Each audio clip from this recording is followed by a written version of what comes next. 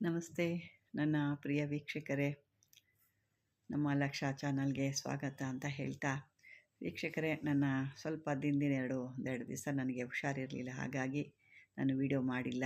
ಆದರೆ ನೀವೆಲ್ಲರೂ ಸಾಕಷ್ಟು ಜನ ನನ್ನ ಒಂದು ಆರೋಗ್ಯಕ್ಕಾಗಿ ಸಾಕಷ್ಟು ಜನ ಒಂದು ದೇವರ ಹತ್ರ ಕೂಡ ನೀವು ಒಂದು ಬೇಡ್ಕೊಂಡಿದ್ದೀರಾ. ನಿಜವಾಗ್ಲೂ ಇದೊಂದು ಭಾಳ ಅದ್ಭುತವಾದಂಥ ಒಂದು ಖುಷಿ ಕೊಡುತ್ತೆ. ಯಾಕೆಂದರೆ ಒಂದಿಷ್ಟು ಜನ ನನ್ನ ಒಂದು ಪ್ರೀತಿ ಪಾತ್ರರಿದ್ದಾರೆ, ನನ್ನ ಬಗ್ಗೆ ಇಷ್ಟು ಒಂದು ಕಾಳಜಿ ತೋರಿಸ್ತಾರ ಅನ್ನೋದು ಕೂಡ ನಮಗೆ ಒಂದು ಅನಿಸುತ್ತೆ. ಏಕೆಂದರೆ ಕೆಲವ್ರು ಏನಪ್ಪ ಅಂದರೆ ಕೊಡ್ತಾರೆ, ನಾವು ನೋಡ್ಕೊಳ್ತೀವಿ ಮಾಡ್ತೀವಿ ಅಷ್ಟು ಬಿಟ್ಟರೆ ಏನು ಅನ್ನೋ ರೀತಿಲಿ ಇರ್ತಾರೆ. ಆದರೆ ಕೆಲವರಂತೂ ಸಾಕಷ್ಟು ಜನ ಪದ್ಮಾವತಿನ ಕೇಳ್ತಾ ಇದ್ದಾರೆ, ದುರ್ಗಾದೇವಿನ, ಶ್ರೀಹರಿ ಎಲ್ಲರೂ ನಿಮ್ಮನ್ನು ಕಾಪಾಡಲಿ ಅಂತ ಸಾಕಷ್ಟು ಜನ ನನ್ನ ಬಗ್ಗೆ ದೇವ್ರುಗಳ ಹತ್ರ ನೀವು ಬೇಡ್ಕೊಳ್ತಾ ಇದ್ದೀರಾ. ನಿಜವಾಗ್ಲೂ ಹೃದಯ ತುಂಬಿ ಬಂತು ನನಗೆ. ನಿಮ್ಮೆಲ್ಲರ ಒಂದು ಪ್ರೀತಿಗೆ ನನಗೆ ಕೋಟಿ ಕೋಟಿ ಧನ್ಯವಾದಗಳು ಅಂತ ಕೂಡ ಹೇಳ್ತೀನಿ. ನಿಮ್ಮೆಲ್ಲರ ಪ್ರೀತಿ ವಿಶ್ವಾಸ ಹೀಗೆ ಮುಂದುವರಿಲಿ ಅಂತ ಹೇಳ್ತಾ, ಬನ್ನಿ ಇವತ್ತೊಂದು ಅದ್ಭುತವಾದಂಥ ಒಂದು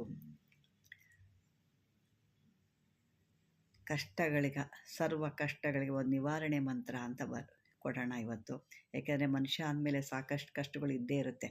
ಮನುಷ್ಯ ಇರೋದೇ ಕಷ್ಟಗಳನ್ನ ಹೆದರ್ಸೋದಕ್ಕೆ. ಅದನ್ನು ಹೆದರ್ಕೋಬಾರ್ದು, ಅದನ್ನು ನಿವಾರಣೆ ಮಾಡೋ ಶಕ್ತಿ ನಮಗಿರಬೇಕು. ಹಾಗಾಗಿ ಅಂಥದ್ದೊಂದು ಕಷ್ಟಗಳು ಮನುಷ್ಯನಿಗೆ ಬಂದಾಗ ಯಾವ ರೀತಿ ನಾವು ಅದನ್ನು ಪರಿಹಾರ ಮಾಡ್ಕೋಬೇಕು ಅನ್ನೋದು ಇವತ್ತಿನ ಒಂದಿದು. ಯಾಕೆಂದರೆ ಮೊದಲೇ ನೀವು ನೋಡಿದರೆ ಸಕಲ ಒಂದು ಕಾಡಾಟಕ್ಕೆ ನಿವಾರಣೆ ಮಂತ್ರ, ಕಾಡಾಟ ಅಂದರೆ ಸಕಲ ಕಷ್ಟಗಳು ಅಂತ ಬರುತ್ತೆ. ಇದನ್ನು ಮಾಡಬೇಕಾದ್ರೆ ನೀವು ಒಂದು ತಾಮ್ರದ ತಗಡು ತೊಗೋಬೇಕು. ತಾಮ್ರದ ತಗಡು ನಾವು ಎಲ್ಲ ಯಂತ್ರಗಳು ಬರಿತೀವಲ್ವ, ಅದೇ ತಾಮ್ರದ ತಗಡು ತೊಗೋಬೇಕು. ಈ ಮಂತ್ರನೇ ಆ ಒಂದು ತಗಡಲ್ಲಿ ಬರಿಬೇಕು ನೀವು. ಬೇರೆ ಏನು ಚಕ್ರ ಇಲ್ಲ, ಏನೂ ಇಲ್ಲ. ಇದಕ್ಕೆ ಮಂತ್ರನೂ ಇದೆ, ತಂತ್ರನೂ ಇದೆ. ಇದು ತಂತ್ರ ಅಂತ ತಿಳ್ಕೊಬೇಕಾಗತ್ತೆ ನೀವು. ಈ ಒಂದು ಮಂತ್ರನ ಆ ಒಂದು ತಗಡಿನಲ್ಲಿ ಬರಿಬೇಕು. ಬರೆದು ಇದನ್ನು ಕೈಯಲ್ಲಿ ಹಿಡ್ಕೊಂಡು ಒಂದು ನೀರಿನಲ್ಲಿ ಗ್ರಹಣ ಹಿಡಿದ ಒಂದು ಸಮಯದಲ್ಲಿ, ಗ್ರಹಣ ಹಿಡಿದಂಥ ಸಮಯ ತಗಡನ್ನ ಹಿಡ್ಕೊಂಡು ನೀವು 108 ಸಾರಿ ಮಂತ್ರವನ್ನು ಜಪ ಮಾಡಿ ಸಿದ್ಧಿಕೊಳ್ಬೇಕು. ಈ ಎಲ್ಲ ಆದಮೇಲೆ ಈ ಗ್ರಹಣ ಬಿಟ್ಟಂಥ ನಂತರ ಒಂದು ದೇವಿ ದೇವಸ್ಥಾನಕ್ಕೆ ಹೋಗ್ಬೇಕು. ಯಾವುದಾದ್ರು ದುರ್ಗಾದೇವಿ, ಚೌಡೇಶ್ವರಿ ಅಥವಾ ಕರುಮಾರಿ, ಅಂಗಾಳ ಪರಮೇಶ್ವರಿ ಅಥವಾ ಕಾಳಿದೇವಿ, ಈ ಥರ ಯಾವುದಾದ್ರು ಒಂದು ಶಕ್ತಿ ದೇವಿಗಳಿಗಂತ ಹೋಗಿ ಆ ತಗಡನ್ನ ದೇವಿ ಮುಂದೆ ಇಟ್ಟು, ನೀವು ಬರೆದಂಥ ಮಂತ್ರದ ತಗಡನ್ನ ಆ ದೇವಿ ಮುಂದೆ ಇಟ್ಟು, ಅದಕ್ಕೆ ತೆಂಗಿನಕಾಯಿ ಎಲ್ಲ ಒಡೆದು ಪೂಜೆ ಮಾಡಿ, ಕುಂಕುಮ ಗಂಧ ಎಲ್ಲ ಹಚ್ಚಿಬಿಟ್ಟು, ದೇವಿಗೊಂದು ಧೂಪ ದೀಪ ನೈವೇದ್ಯ ಎಲ್ಲ ಕೊಟ್ಬಿಟ್ಟು ಆ ತಗಡನ್ನ ದೇವಿ ಮುಂದೆ ಇಲ್ಲಕ್ಕೆ ಅದನ್ನು ನಮಸ್ಕಾರ ಮಾಡಿ ನಂತರ ಅದನ್ನು ತಗೋಬೇಕು. ದೇವಿ ಮುಂದೆ ಪೂಜೆ ಎಲ್ಲ ಮಾಡಿರ್ತೀರ, ಪೂಜೆ ಮಾಡಿ ಅಲ್ಲೂ ಇಟ್ಟು ಪೂಜೆ ಮಾಡಬೇಕು. ಬರಿಬೇಕಾದ್ರೆ ಏನು ಪೂಜೆ ಇಲ್ಲ, ಆದರೆ ತಗಡನ್ನ ಶುದ್ಧಿ ಮಾಡಬೇಕು ಅಷ್ಟೇ. ತಗಡು ಶುದ್ಧಿ ಮಾಡಿ ಇದನ್ನೆಲ್ಲ ಬರಿತೀರ. ಬರೆದಾದ್ಮೇಲೆ ಆ ದೇವಸ್ಥಾನಕ್ಕೆ ಹೋಗಿ ಈ ರೀತಿ ಎಲ್ಲ ಮಾಡ್ಕೊಂಡಾದ್ಮೇಲೆ ಈ ತಗಡ ಮೇಲೆ ಬರೆದಂಥದ್ದನ್ನ ನಿಮಗೆ ಬೇಕು ಅಂದರೆ ಒಂದು ಫೋಟೋ ಥರ ಗ್ಲಾಸ್ ಹಾಕಿ ಒಂದು ಫೋಟೋ ಥರ ಹಾಕಿಸ್ಕೋಬೇಕು. ಇದನ್ನು ಮಾಡ್ಕೊಳ್ಳೋರು ಯಾರು ಸಾಧಕರು ಇರ್ತಾರೋ ಅವರು ಎಲ್ಲಿ ಮಲಗ್ತಾರೋ ಅಲ್ಲಿ ಆ ಗೋಡೆನೇ ಇದು ನೇತಾಕಬೇಕು. ಗೋಡೆಯಲ್ಲಿ ಇದನ್ನು ನೇತಾಕ್ಬಿಟ್ಟು ಅವರು ಸಾಧಕರು ಏನು ಇದನ್ನು ಒಂದು ಮಂತ್ರನ ಸಿದ್ಧಿ ಮಾಡ್ಕೊಂಡಿರ್ತಾರಲ್ಲ, ಅವರು ಮಲ್ಕೋಬೇಕಾರೆ ಈ ಮಂತ್ರವನ್ನು ಮತ್ತೆ ಹೇಳ್ಕೊಂಡು ಮಲ್ಕೋಬೇಕು.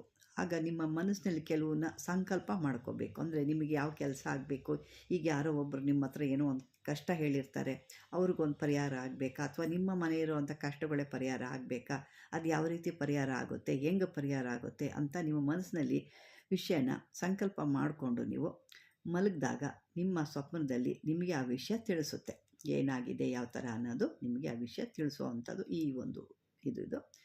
ಆವಾಗ ಈ ಮಂತ್ರದಿಂದ ನೀವು ಇನ್ನೂ ಇದನ್ನು ಮಾಡ್ಬೋದು. ಮತ್ತು ಇನ್ನೂ ಇದರಿಂದ ಕೆಲಸ ಸಾಕಷ್ಟಿದೆ. ಈ ಮಂತ್ರದಿಂದ ಮನೆಯಲ್ಲಿ ಶಾಂತಿ ಇರಲ್ಲ, ವೈರಿಗಳ ಕಾಟ ಇವೆಲ್ಲ ಇರ್ತವೆ. ಇಂಥವೆಲ್ಲ ಇರೋಲ್ಲ ಮನೆಯಲ್ಲಿ. ಅಸಮಾಧಾನ ಅನ್ನೋದೇನೂ ಇರಲ್ಲ, ಶಾಂತಿ ಅನ್ನೋದು ನೆನೆಸುತ್ತೆ, ವೈರಿಗಳ ಕಾಟ ಇರೋದಿಲ್ಲ. ಮತ್ತು ಯಾರೇ ವೈರಿಗಳು ಅಂದರೆ ಭಯ ಹುಟ್ಟಿಸೋದು, ವೈರಿಗಳು ಎದುರಿಸೋ ಅಂಥದ್ದು ಇವೆಲ್ಲ ಇರುತ್ತೆ.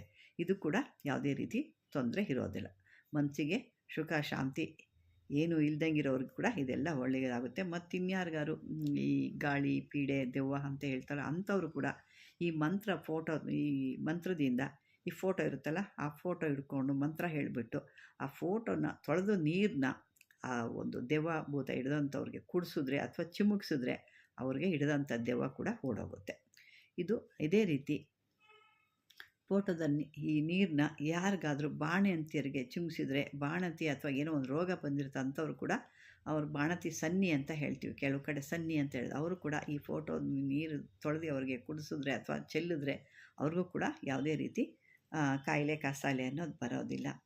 ಇನ್ನು ಇದಕ್ಕಿನ್ನೂ ಹೇಳಬೇಕಪ್ಪ ಅಂದರೆ ಹಸುಗಳ್ಗೆ ಕೆಲವೊಂದು ಬರುತ್ತೆ, ಈ ದನಗಳು ಹಸುಗಳು ಅಂತೆಲ್ಲ ಹೇಳ್ತೀವಲ್ಲ, ಅವಕ್ಕೆ ಈ ಕೆಲವೊಂದು ರೋಗ ಬರುತ್ತೆ, ಬಾಯಿ ರೋಗ, ಕಾಲು ರೋಗ ಇವೆಲ್ಲ, ಮತ್ತೇನೋ ಚಪ್ಪೆ ರೋಗ ಇವೆಲ್ಲ ಬರುತ್ತೆ. ಅದಕ್ಕೂ ಕೂಡ ಈ ಮಂತ್ರದಿಂದ ಒಂದು ತುಂಬಿದ ಕೊಡ ಇಟ್ಕೋಬೇಕು. ತುಂಬಿದ ಕೊಡ ಇಟ್ಕೊಂಡು ಈ ಮಂತ್ರನ ಹೇಳ್ಕೊಂಡು ಆ ಒಂದು ನೀರನ್ನ ತೊಳೆದ್ಬಿಟ್ಟು ಆ ಒಂದು ಏನು ಫೋಟೋ ಇರುತ್ತಲ್ಲ ಆ ಫೋಟೋ ತೊಳೆದು ನೀವು ಆ ಹಸುಗಳಿಗೆ ಅಥವಾ ಏನು ಹೇಳಿದ್ನಲ್ಲ ಪ್ರಾಣಿಗಳಿಗೆ ನೀವು ಸ್ವಲ್ಪ ಕುಡಿಸಿದ್ರೆ ರೋಗ ಕೂಡ ಗುಣಮುಖ ಆಗುತ್ತೆ. ಇದು ಸಕಲಕ್ಕೂ ಬರುತ್ತೆ ನೋಡಿ, ಯಾವ ಒಂದು ತೊಂದರೆಗಳು ಕೂಡ ಇದು ಬರುತ್ತೆ. ಇಂಥ ಅದ್ಭುತವಾದಂಥ ಮಂತ್ರ ಇದು. ಯಾಕೆಂದರೆ ಇಂಥವೆಲ್ಲ ಮನುಷ್ಯರಿಗೂ ಬರುತ್ತೆ, ಪ್ರಾಣಿಗಳಿಗೂ ಬರುತ್ತೆ. ಒಂದು ಮಂತ್ರದಲ್ಲಿ ಸಕಲಕ್ಕೂ ಬರುತ್ತೆ ನೋಡಿ, ಇದು ಇಷ್ಟು ಅದ್ಭುತವಾದಂಥ ಮಂತ್ರ. ಇದನ್ನು ನೀವು ಸರಿಯಾದ ಸಿದ್ಧಿಯಲ್ಲಿ ಇಟ್ಕೊಂಡು ನೀವು ಮಾಡಿಕೊಂಡ್ರೆ ಅದ್ಭುತವಾಗಿ ನಿಮಗೆ ಕೆಲಸ ಆಗುತ್ತೆ. ಇದನ್ನು ಸರಿಯಾದ ರೀತಿ ಸಿದ್ಧಿ ಮಾಡ್ಕೊಳ್ಳಿ, ನಾನು ಮೊದಲೇ ಹೇಳಿದ್ದೆ.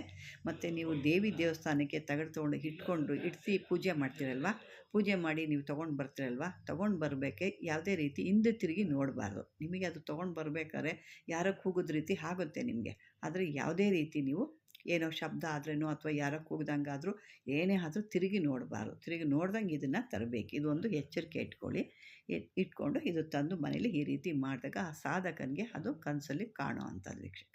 ಇದು ನಿಮಗೆ ಗೊತ್ತಾಗಿದೆ ಅಂದ್ಕೊಂಡು ಈ ರೀತಿ ಸರಿಯಾದ ರೀತಿ ನೀವು ಸಿದ್ಧಿ ಮಾಡಿಕೊಂಡ್ರೆ ನಿಮಗೆ ಸಕಲವು ಇಷ್ಟಾರ್ಥ ನಡೀತೆ, ಮತ್ತು ಬರೋ ಅಂಥ ಈ ಕಷ್ಟಗಳಿಗೆ ಪರಿಹಾರ ಕೂಡ ನಿಮಗೆ ಸಿಗುತ್ತೆ ಅಂತ ಹೇಳ್ತಾ ವೀಕ್ಷಕರೇ, ಯಾಕೆ ನನಗೆ ಇನ್ನೂ ಜಾಸ್ತಿ ಹೇಳಲಿಕ್ಕಾಗಲ್ಲ. ಇನ್ನು ಮುಂದೆ ಇನ್ನೂ ಬೇಕಾದಷ್ಟಿದೆ, ಬೇರೆ ಬಗ್ಗೆ ಕೂಡ ನಾವು ಮಾತಾಡೋಣ. ಮತ್ತು ನನಗೆ ಕೆಲವರು ಹೇಳಿದರು, ಯಕ್ಷಿಣಿ ಬಗ್ಗೆ ಕೇಳಿದರು. ಆ ಯಕ್ಷಿಣಿ ಸಾಧನ ಬಗ್ಗೆ ಸರಿಯಾಗಿ ತಿಳಿಸಿ ಅಮ್ಮ, ಅದರಿಂದ ನೋವು ಸಂಕಟಗಳು ಏನಾದ್ರು ಇದೆಯಾ, ಒಳ್ಳೆಯದು ಕೆಟ್ಟದ್ದು, ಅದರಿಂದ ಏನಾಗುತ್ತೆ, ಒಳ್ಳೆಯದಾ ಕೆಟ್ಟದ್ದು, ಅದನ್ನು ಕೂಡ ಪರಿಹಾರ ರೀತಿ ನಮಗೆ ಹೇಳಿ ಅಂತ ಹೇಳಿದರು. ಅದು ಮುಂದಿನ ನಾನು ವಿಡಿಯೋದಲ್ಲಿ ಕೂಡ ಹೇಳ್ತೀನಿ, ಯಾವ ರೀತಿ ಅದನ್ನು ಮಾಡ್ಕೋಬೇಕು, ಅದರಿಂದ ತೊಂದರೆ ಏನಿದೆ, ತೊಂದರೆ ಏನಿಲ್ಲ ಅನ್ನೋದು ಕೂಡ ನಾನು ಮುಂದೆ ವಿಡಿಯೋದಲ್ಲಿ ಹೇಳ್ತೀನಿ ಅಂತ ಹೇಳ್ತಾ, ಯಾವುದೇ ಒಂದು ರೀತಿ ಕಷ್ಟ ಸುಖಗಳು ಹೊಂದಾಗ ಕೂಡ ಈ ರೀತಿ ನನ್ನ ಒಂದು ಬೆನ್ನಿಂದೆ ನೀವು ನಿಂತಿದ್ದೀರಾ ಅಂತ ನಂಗೆ ಭಾಳ ಖುಷಿ ಆಗ್ತಾಯಿದೆ. ಇದುವರೆಗೂ ನನ್ನ ಈ ವಿಡಿಯೋ ನಿಮ್ಗೆ ಇಷ್ಟವಾದರೆ ಲೈಕ್ ಮಾಡಿ, ಶೇರ್ ಮಾಡಿ, ಮಾಮೂಲಿಯಾಗಿ ಸಬ್ಸ್ಕ್ರೈಬರ್ ಮಾಡ್ಕೊಳ್ಳಿ ಅಂತ ಹೇಳ್ತಾ ವೀಕ್ಷಕರೇ, ಇದುವರೆಗೂ ನೀವು ವಿಡಿಯೋ ನೋಡಿದ್ದಕ್ಕೆ ಧನ್ಯವಾದಗಳು.